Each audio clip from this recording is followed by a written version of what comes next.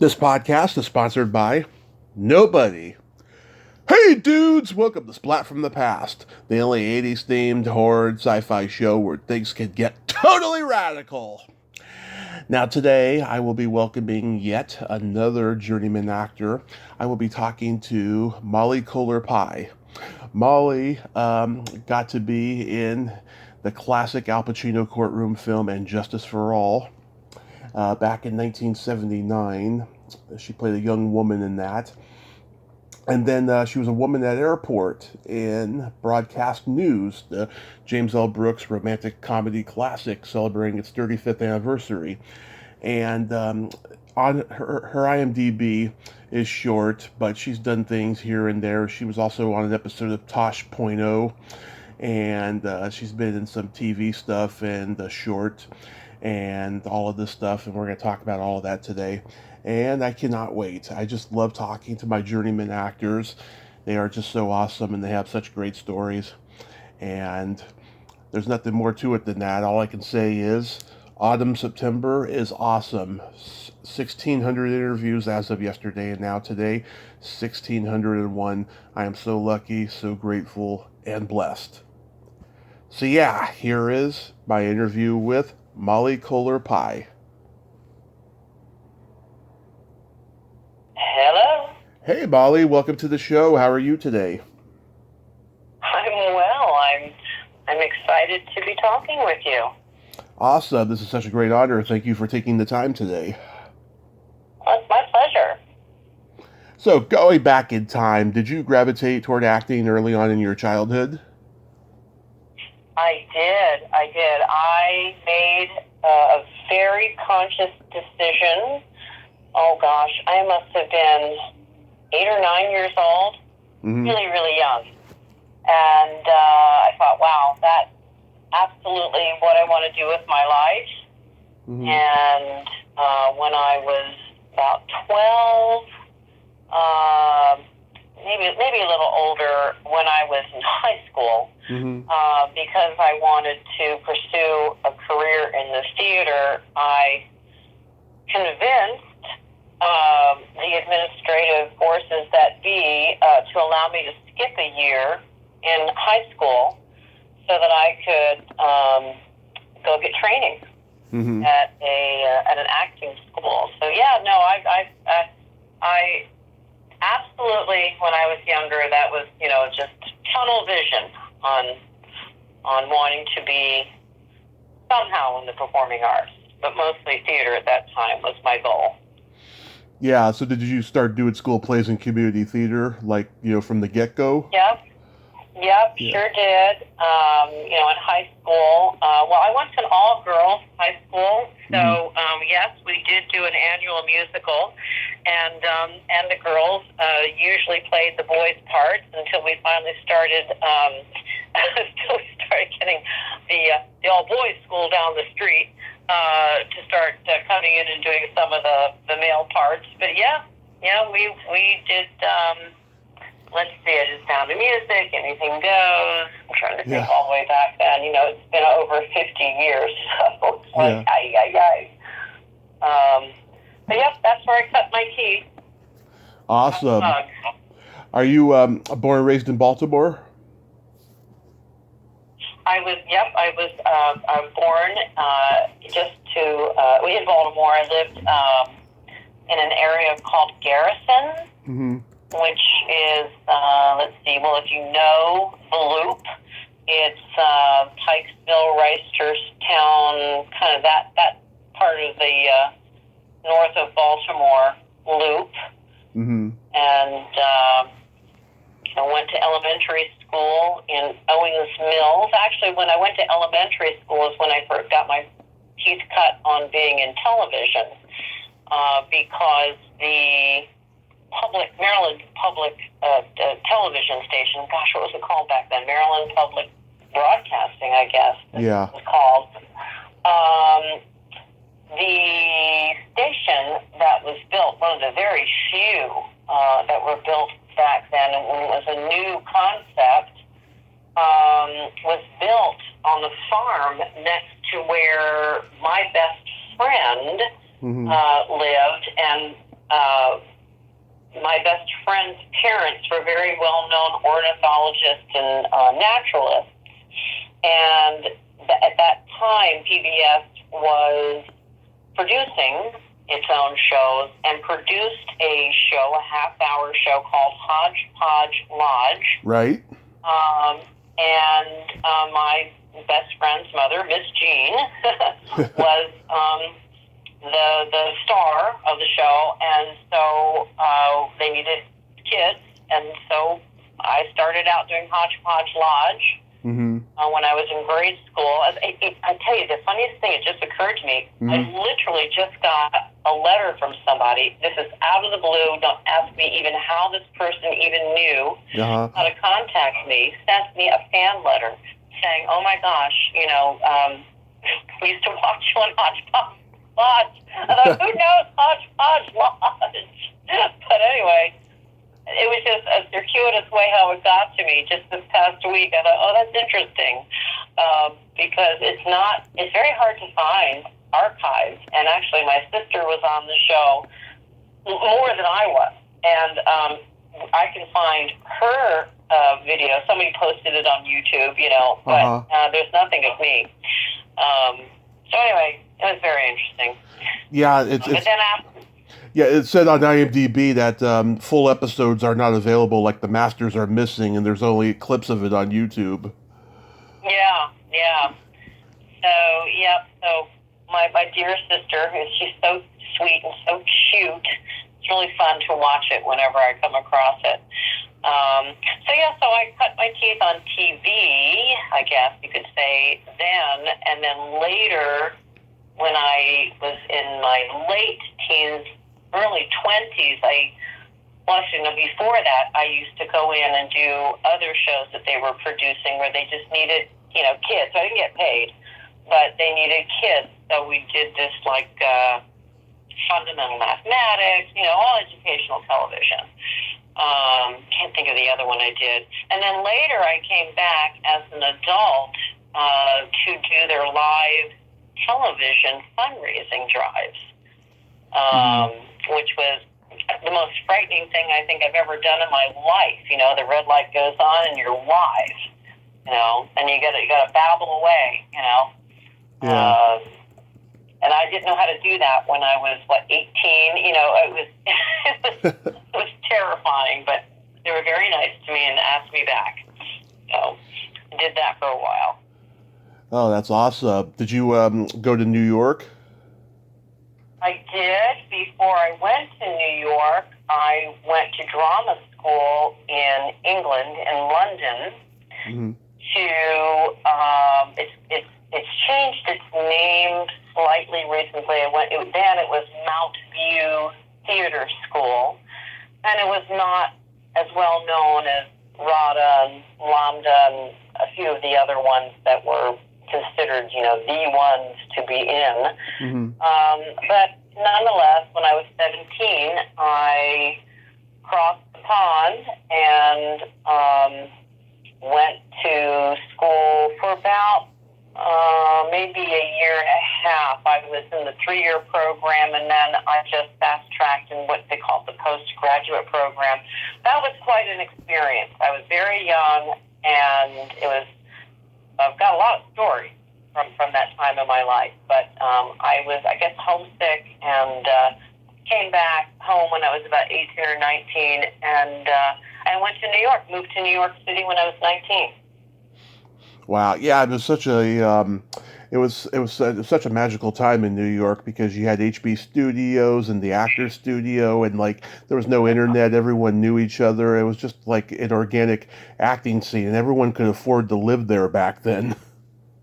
Yeah, well, yeah, as a matter of fact, talking about HB Studios, my first roommate, who, actually, this is somebody who'd be great for you to interview, is Robin Siegel-Lake, and she's now a stand-up comedian, doing very, very well in New York, very well known.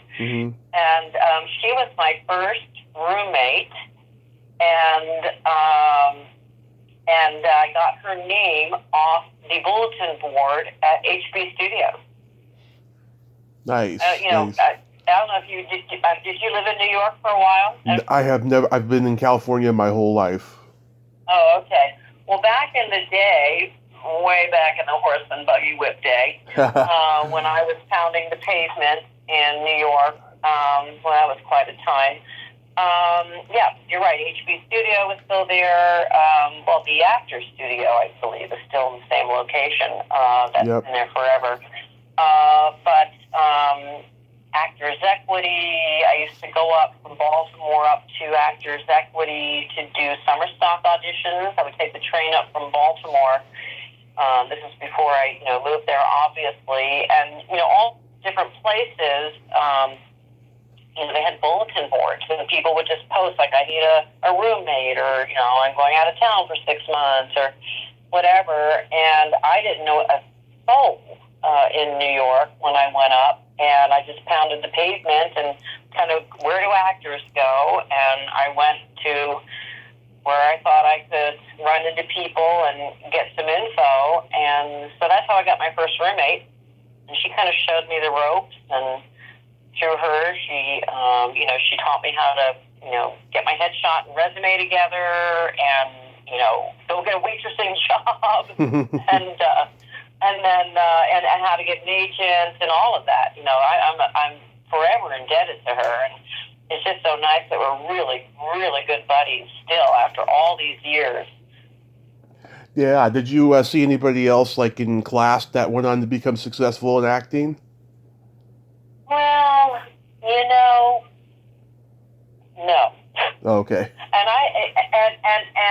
I was really super lucky. I had a wonderful teacher who actually, Uda Hagen was her teacher. Yeah. Alice Spivak. Oh, yeah. And, oh, dear Alice. Oh, my gosh. I studied with her for, goodness, maybe 8 years. Long time. Doing scene study and whatnot with her. And, I'm trying to think, at that time, of course, we had a lot of people in her class because she was so well known, and she was always coaching, the up-and-coming, back and then, privately coaching. And they would come into class as well. I would say the most notorious would be Marla Maples. Uh-huh. And this is when she was secretly seeing Donald back then. And I would hear lots of stories, which, I won't really share because that's private, but I'll just, to her, in respect to her, because I know she would probably like to just never have that discussed publicly. But, yeah, we all knew something was going on. Yeah. I'm trying to think, a lot of people who were on Broadway at that time, and a lot of soaps back in those days. But sure. Gosh, I honestly, nobody from my group anyway went on to, become super famous or anything. That's so awesome, though, that you got to be a part of that magical time. So how do you get cast in Injustice for All? Oh, gosh, that was my first ever, and last, almost last, thing. Well, I gone to drama school, and I come back. I'm trying to think, how old was I when I did that? Because that's how I got my SAG card. Let me think about that. I must have been 18. I had to look at the year.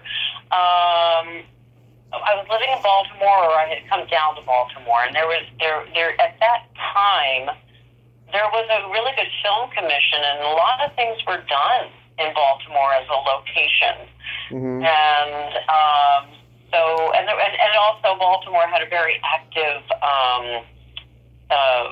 casting between Washington and Baltimore, because a lot of local commercials and things. So there was a very good casting office, and they got these gigs to cast all the locals.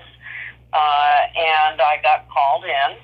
I had a very minimal resume at that time, and at least I had a headshot. And I went in and I read for it. It was 5 lines or something. And to my absolute shock and delight, I got cast, and I was able to get my SAG card from that.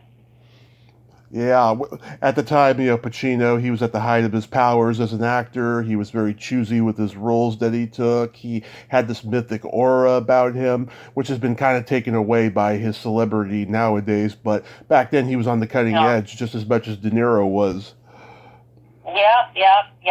He was, and he was very pleasant. I spent some time with him, kind of, behind the scenes there a little bit. He was very, very nice to work with.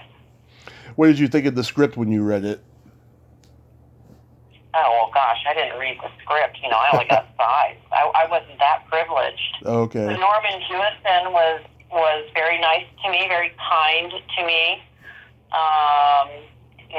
Being absolutely green and not knowing a thing about, how to be in a movie, Mm-hmm. Yeah, I mean, it's my favorite Pacino movie, and I've been watching it since I was about 8. And, this movie, it's got this weird balance between being a courtroom drama and also a black comedy, which is very tricky to pull off. Right. That's true. I still get residuals from that, and I have to laugh because, oh my goodness, I think the stamp costs more than the residual. I'm really shocked that I even still get it, and the other kicker is too, because that was a job done in Maryland. Every year when I file my personal tax return, yeah, I get a W-2 for like I don't know, I guess maybe $10 or something, depending on what the residuals are, and I have to file that with the state of Maryland every year. Nice. My favorite part is when the guy is eating the evidence in court, and then Pacino has to take it away from him. He's struggling to take it away from him, and then he says, "Your Honor, can we break for lunch? This man is very hungry." And then the whole courtroom laughs. Yeah. Yes. Oh my gosh. Right. And Jeffrey Tambor. Oh, he stole that movie. He was brilliant in it. Yeah. Especially that last shot, when Pacino was sitting on the courtroom steps after he gave his opening statement, and he's got that wig. He takes it off, and doesn't he put it on his head, and then the credits roll? Yeah. Oh my gosh, I know. Wow, memories like the corners of my mind. Yeah, wow. Did anyone give you any advice on that set? No. It's funny, of the stories. Okay, I will say that I had a great time, except for hair and makeup, and in that, the journeyman actor. Yeah. In those days, you had to come in with your hair in curlers. That's what we used to do. Yeah. So that they wouldn't have to spend a lot of time on you. And, oh my gosh, I had the worst perm. I don't know what I did to my hair, but I had a perm or something, and it was impossible to work with. Mm-hmm. And so they got my hair done, and then the makeup person had the style back then was to line the inner part of the eye, and, the lid. Mm-hmm. And I had nearly had my eye poked out as a kid, and so just the idea of anything coming near my eye. Yeah. And this person was so upset with me because I kept flinching. Mm-hmm. And I explained. I said, I'm really, really sorry. I can't relax. I mean, you're coming at me with this stick towards my eye, and I just can't keep my eye open. Anyway, we struggled through that, and I just remember the hair person being really rough, like just really pissed off that they had to be there and that my hair was a mess, yanking on my hair, and I'm like, this is not fun, Anyway, got through that, and then the rest of it was delightful. That's awesome. So, what happened in the years between that and broadcast news? Well, let's see. I went to New York. Mm-hmm. Oh, well, it's interesting. So Al Pacino was very nice to me and whatnot. And years later, I was in New York. Mm-hmm. I was working in a restaurant. At that time, it's not there anymore. It was on Madison Avenue. Gosh, what was it called? Reed Gauche, I think it was called. And he lived in the neighborhood, and that was one of his favorite places to come and hang out.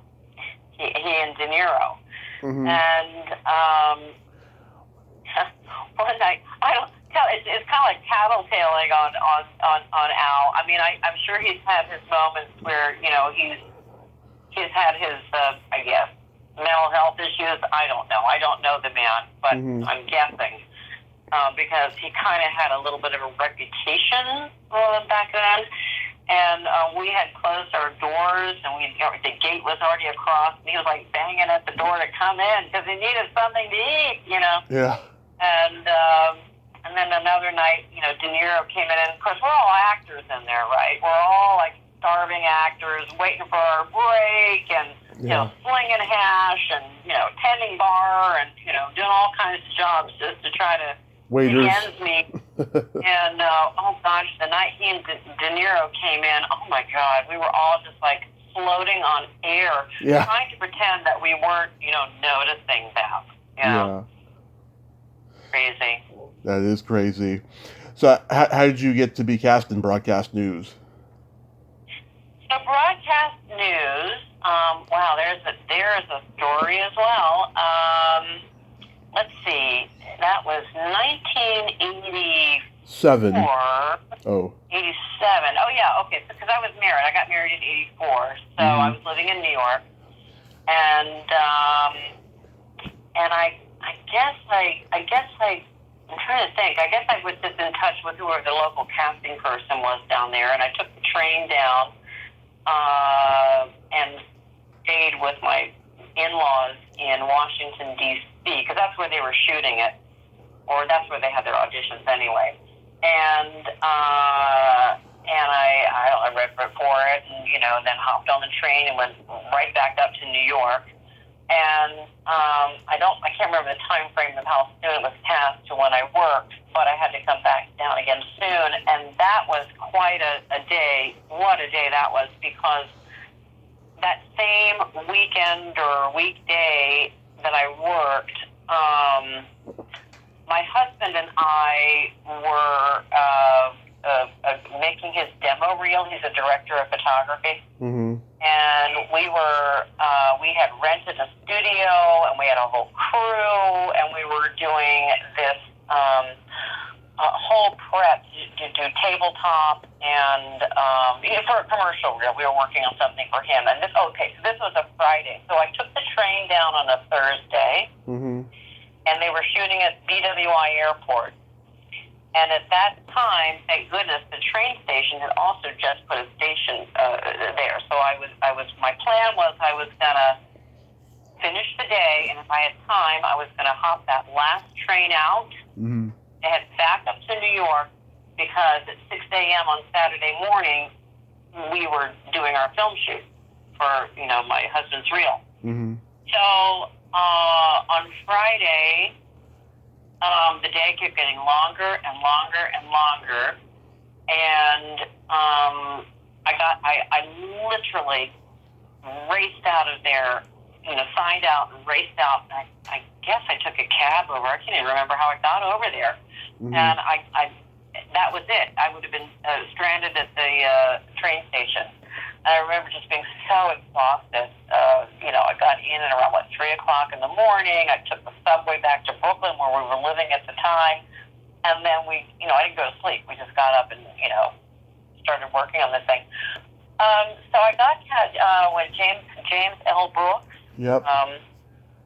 Yeah, I didn't feel too warm and fuzzy about Mr. Brooks. Yeah. Again, I don't know the man. I'm not always going through. But as I was waiting for my audition. Oh, this is why I thought I didn't get the job.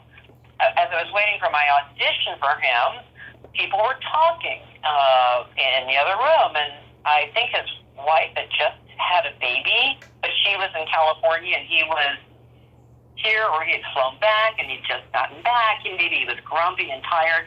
Whatever it was, when I went in to meet with them, I said, "Oh, congratulations on your, on the birth of your child. Just being friendly and hi, how are you?" Man, that man gave me the coldest look, and didn't even say thank you. It was so bizarre. Mm-hmm. And I thought, oh, okay, wow, I'm really offended this person. I mean, I'm just being what I thought would be, nice. Anyway, so I guess I got cast. But I will say that that scene with Holly and Bill Hurt. Actually, I don't know if you saw my husband's website that I led you to. He worked. I saw it. Him. Yeah. Just recently. Anyway, he is 6'2" or 3, and Holly is, she's teeny tiny. I don't know. She's smaller than me, and I'm 5'6", so she's got to be 5'1" or 5'2". Yeah. Maybe, and just the disparity of their height, made the scene interesting. But James L. Brooks, his assistant, who was very pregnant at the time, he had her be one of the people, And by the way, this scene got cut, or at least my part of it got cut, so it's not in the movie. Mm-hmm. This is sort of the ending scene, I think, when they're running off he's running or she's running off to the plane or something. By the way, I get residuals for it. But it did not end up in the movie. Anyway, his assistant was just one of the people standing in the crowd, watching them have this argument or whatever was going on between them at the time. Mm-hmm. And she had a line, and I had a line or two, can't remember how many now, and when it would get to her line, she kept flubbing it. Mm-hmm. And he yelled at me in front of everybody. I just lost respect for him. Yeah. It was bad enough that he didn't acknowledge me before when I said, "Hey, congratulations." But I thought, I knew what was going on, and I didn't say anything. Look, I'm just a day player, and this will be over in 2 hours. Suck it up. But I just thought, that's not acceptable. Yeah. I mean, you just couldn't be nice to your assistant and just help her. No, you had to yell at me as if I was the one screwing up the scene. I just thought, I thought that was tacky. Sorry you had that experience, but I know he's famous for having a temper. I've heard a few stories, but I'm sorry you had that experience. I see. I survived. It was a good story to tell. How many years later now? 35. Yeah, really, yeah.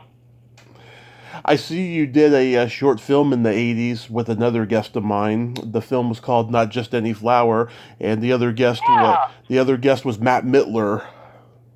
Oh my gosh, Matt. Oh my goodness. Wow. That is, I was just in touch with Terry Gruber, who, the director. Yeah. We just missed each other. I was back in New York. I was actually living back in New York from August until, late October in 2021. And then I went back and visiting at Carnegie Hall, and we just kept missing each other. But that film is archived at MoMA. Oh, I did not know that. Yeah. It's and that's an interesting story. So, gosh, I've forgotten it now. Terry told me that he was doing some kind of gala there. He's a very well-known photographer now. Does a lot of weddings and events and has quite a good business doing that in New York. And there was some gala that they had there, and for some reason that was showing, because, have you seen it? It's on YouTube, I think, still. I've never seen it, no, but I'll check it out. Oh, yeah, check it out. It's really interesting because that was his thesis film for Columbia University, and it's this is why it's at MoMA. It's very, it's very MoMA-ish. It's got a lot of artwork in it, and it's kind of avant-garde-y, and it's, kind of interesting like that. And somehow, the higher-ups there, and he connected, and they really loved it. I guess he was doing a screening of it there, and they said, "This is great. We'd like to have this in our archives." So my claim to fame is I'm at MoMA, Museum of Modern Art. Wow, that's amazing. I mean, it's one step away from the Library of Congress. Right. No kidding. Yeah. Well, I'm glad you were able to interview Matt. That was, that was an interesting experience for both of us. He's a nice guy. Yeah, very nice. You did a horror series called Unknown Sender. Yes, I did. I'm not familiar with this, but Steven DeSouza has written some of my favorite action movies. Yes. Well, Stephen is a very good personal friend of ours. My husband has done a few projects with him as a cinematographer, and that was, how many years ago was that? That's been quite a while. They were trying to start this concept of that, and we filmed that in his guest house. That was a freebie. I did that for him. I've got a little bit of that on my reel. So you guest starred on an episode of Tosh.0. I did. That was an interesting experience too. I mean, they're all interesting, right? That was one of the first self-tapes. Now it's so common to do self-tapes, but that was when it was kind of like the first, this concept. You take, film yourself on your iPhone and send it in, they wanted what they wanted is not what they ended up asking me to really do. And this is, and I'm very conflicted at how I feel about, accepting what they wanted me to do. So I'll tell you the story, and then you'll understand why. So they wanted just, like a 60 minutes. And I'm da-da-da-da, and this is 60 minutes, whatever it is, how they do the 60 minutes thing. And so I sent that in, and I got called in. Great gig, and I would have loved to have been part of their troupe, because comedy is something that is easy for me. I enjoy it. So I showed up, and I had no idea. I thought I would just be doing the same thing that I did for the audition. And I'm Molly Kohler Pei, and this is 60 minutes or whatever, And they hand me this. They put me in a room. And they show me this thing on YouTube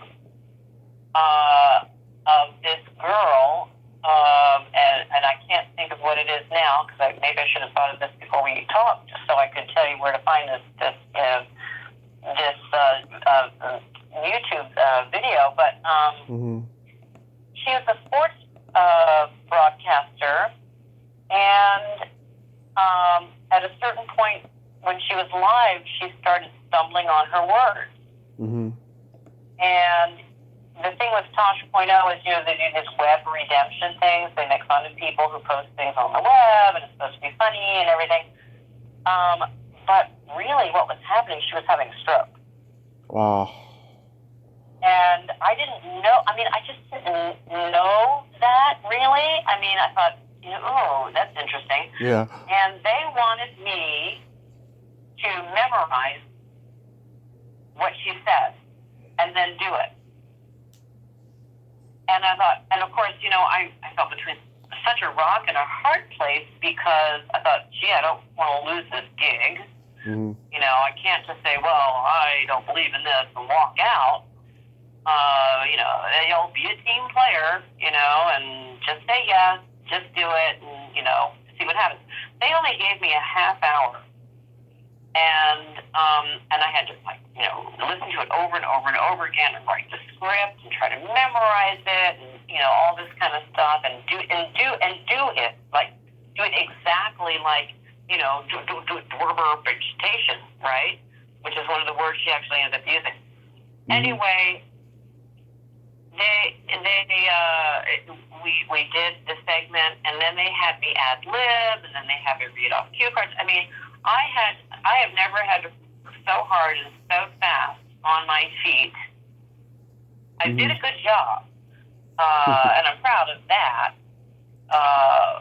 And they only ended up using the last bit of it, I'm a heavy rotation kind of a thing. Yeah. And that was it. Thank you very much. Great job. Loved it. Never heard from him again.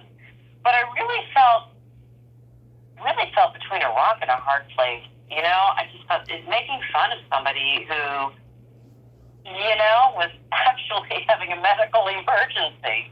Yeah. Yeah. That's my Tosh 0.0 story. That's Tosh for you. Yeah, I saw your YouTube channel. And I saw clips of you doing musical theater. I think there was one where it was like a pirate show or something. Yeah, I did a lot of Gilbert and Sullivan operettas. I've really done mostly music now for the past 20 years. I'm a classically trained singer, and I work a lot with orchestras, and I have co-founded with a bunch of friends a nonprofit for choral music education, and so I'm very involved with that where I live here out in Ventura County. So I really haven't, I have my fingers in acting always, but I haven't done a lot of plays or anything. I've done a lot of music, a lot of performing that way, but yeah, it's been quite a while. And I actually dropped out of showbiz for about 20 years. Mm-hmm. I raised the kids and went with my husband all over the world to very interesting locations and whatnot. And then when I kind of got back into performing arts, my kids were still in high school and he was still traveling, so I needed something to do that would keep me here, being one parent, being grounded. And that's how I got kind of back into doing community theater and operettas and then moving into more like classical stuff. That's kind of where I am right now. As a matter of fact, I did a 2-hour vocalize and learn an aria this morning, getting back into the swing here. My season is starting up with all the different groups that I work with. So it's like training, you just got to keep the chops going. Mm-hmm, absolutely. You have anything upcoming you can mention? Yep. I will be singing. Now, this is not doing any solo work. This is all choral ensemble work, but I am part of a artist in residence group out of California Lutheran University here in Thousand Oaks. And we will be performing with the New West Symphony in November. We're doing Beethoven's Ninth. And then we'll have a Christmas concert. And then I work with another group based out of Cal State University, Channel Islands, where we will be doing another set, another concert in preparation for our winter concert. And then in the spring we'll do a orchestral choral concert combination. And that's where I put a lot of my attention. We have high schools that we're bringing into our program now. We sponsor grades 1 through 8 after school program. We've been doing that for almost, maybe 12 years now. So that's kind of my labor of love these days. And how did you meet Lisa? Lisa, let's see. By the way, Lisa was my stunt coordinator on Not Just Any Flower. She taught me you haven't seen it. Well, there's a thing where I pratfall through a clock. Yeah. Anyway, she taught me that. Lisa, how did I meet her? Back in New York, back in the day, I think she worked on something with my husband. We have another mutual friend named Lisa, also Lisa Kane. Both of them, Lisa Kane and Lisa Dalton, were very, very successful stunt women in New York. And, of course, my husband was very active, working on all kinds of projects back then. Mm-hmm. And I guess through that connection is how I met Lisa and her husband Kenny, who has long since passed. But Kenny was an actor, and just became great friends. Yeah, I love stunt women. They are just total tomboys, and they're like one of the guys. They're not easily offended. They're just so easy to talk to. Yeah. And Lisa came. Well, she might be somebody interesting for you to interview as well. She now runs a very successful gymnastics studio. She was an Olympian gymnast, and then became a stunt woman, and then one thing led to another, and now she has started this very successful gymnastics program.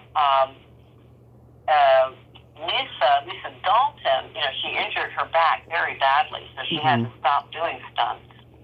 And then she moved on to doing, she was doing a lot of Madonna impersonations. She was making a lot of money doing that. Oh, wow. And now she's very successful. It was a blast from the past. But yes, impersonators make a lot of money, at events and birthday parties and, all kinds of things. And now she's a world-wide, very well-known master teacher of the Michael Chekhov acting technique. Nice. How did you meet your husband? Well, I met Edward. I was doing, remember Mr. Whipple, Don't Squeeze the Charmin? Oh, yeah. Yeah, so... that guy was creepy. Yeah, Don't Squeeze the Charmin. So this is probably the story that my kids always want me to tell. So this is a good one. So in New York, in Queens, there is a very well-known studio called Silver Cup. And at least at that time, it only had 2 stages. I don't know if they've added to it since then. But back then, it had 2 stages, and I was working at a Russian restaurant, which is no longer there anymore, at Lincoln Center, called Kovac. And, of course, back then we didn't have, we had pagers, I think, back then. And we had answering services that you would call into your answering service, right? And so during a break, I called into my answering service. I didn't have one, I had 2 possible jobs for the next day.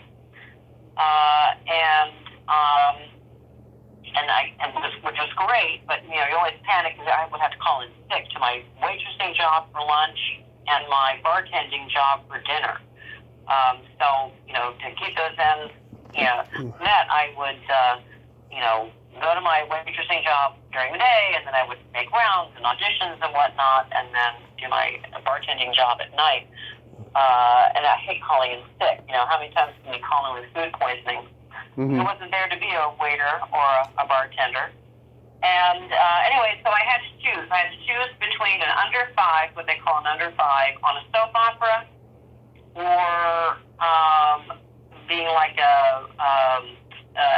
what do you call it, like a step up from extra when you're like featured extra. Featured extra. in this commercial, and it paid more, so I decided to go with that one. And as I was leaving work that night, actually I was working with Robin Siegel Lakin. That's where we were working together.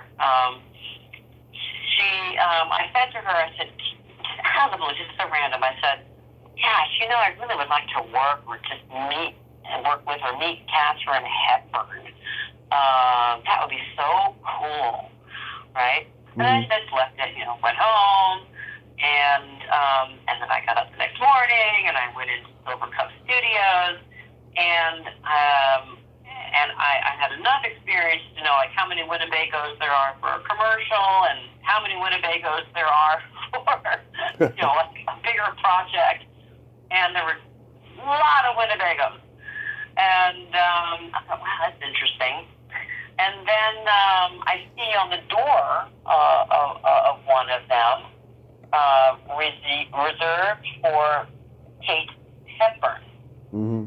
And immediately, being so young and so naive, I thought, I cannot believe another actress has dared to take that name. I